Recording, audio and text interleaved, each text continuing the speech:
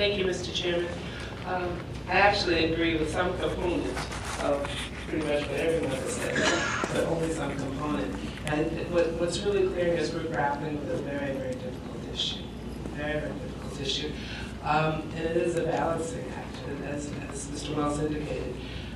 We're trying to balance what's reasonable and what's imperative for the safety of our customers, and versus not violating the constitutional rights, not being too intrusive.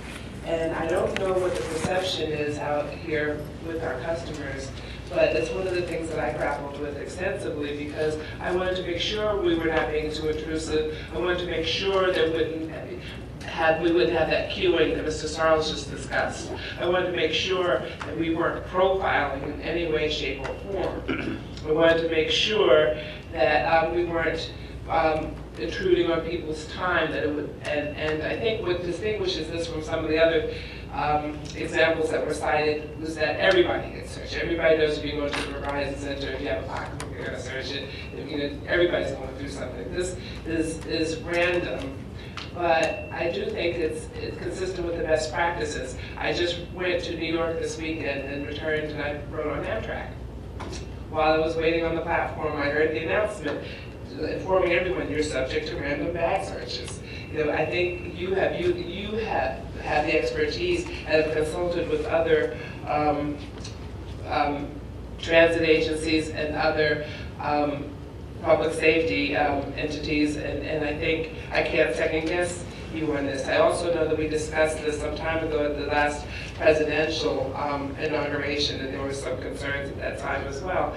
And you don't have the time to come back to us every single time, and you have to exercise that judgment. So we're still grappling. I personally am still grappling, but I am less concerned now, or more in terms of learning that the intrusion is not that great. It's no one's going through a great big physical search. No one's going through pat downs.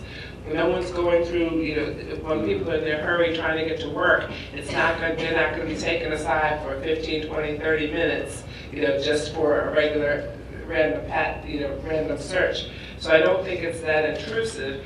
Yet I don't like any type of intrusion, but I do think when you balance it against the safety of our customers, as Mr. Downey indicated, how would you feel if you weren't doing anything and then something, God forbid, does happen? And they say, well, where were you? Were you asleep at the switch? Did you not?